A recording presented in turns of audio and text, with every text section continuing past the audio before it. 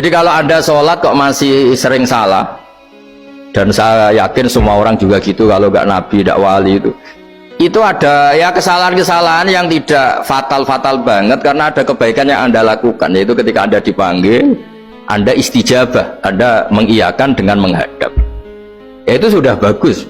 Nah setelah menghadap ternyata disuruh apa itu tidak nurut. Disuruh apa gak nurut itu satu kesalahan yang tidak mengganggu poin pertama tadi, Anda menghadap.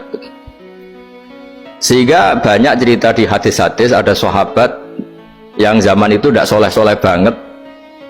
Zaman itu ketika Nabi, saya ini mau sholat ya Rasulullah, tapi jangan diminta berhenti dari begini-begini. Beliau menyebutkan sekian kemungkaran sahabat tadi.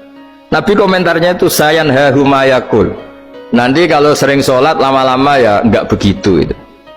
Nah ini kelirunya kita sebagai manusia, lama-lama juga baik itu kita kira itu terus harus sekarang gitu loh. Nah itu keliru, harus sekarang itu keliru. Bisa saja kita ini setiap sholat pasti sudah ditulis Allah nanti itu mati baik. Lala nanti habis asar sebelum kita maksiat sudah mati, habis isya sebelum kita maksiat lagi sudah mati. Jadi barokahnya sholat itu ada waktu yang potensi ya, potensi sholat itu akhir kenangan kita, sholat itu identitas kita, sholat itu status kita. Nah karena kita sholat itu pakai niat, niat itu komitmen. Sementara kalau Anda maksiat itu tidak pakai niat, karena zallah itu ya ada niat maksiat, tahu-tahu mungkin di bis ketemu orang cantik terus agak jelalatan, tapi kan tidak niat. Tapi kalau sampai sholat kan datang ke masjid, bayangkan diimami ini, nanti kamu takbir, nanti kamu baca ini, baca ini. Jadi benar-benar komitmen, itu status kita. Kata Said Zabidi disebut mautinuhu wa haqiqatuh. Baiknya umat Islam itu kalau taat itu mautinu, itu alamat resminya, itu statusnya, kata Said Zabidi. Tapi kalau dia maksiat itu zallah itu kepleset. Jadi tidak pernah jadi status kita. Semoga semua maksiat kita ini tidak status tapi zallah. Jadi ketika taat itu status hakikat kita. Maka falau butiyah ya haqiqatuh wa mautinuhu wa dzatuh. Ini kata Said Abdul Az-Zabidi pengarang Ithaf. Orang Islam itu orang yang ketika ibadah itu identitasnya betul, ketika ibadah itu Allahu Akbar, dia berharap rahmatnya Allah gini-gini.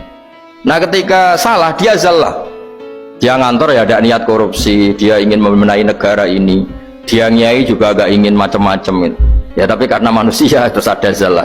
Nah semoga semua kesalahan kita ini zallah itu ya cara Jawa kepleset, tidak mental, dan semua kebaikan kita ini mental, yaitu kebaikan yang jadi tempat kita, identitas kita, haqiqatuh wa mautinuh wa dzatuh.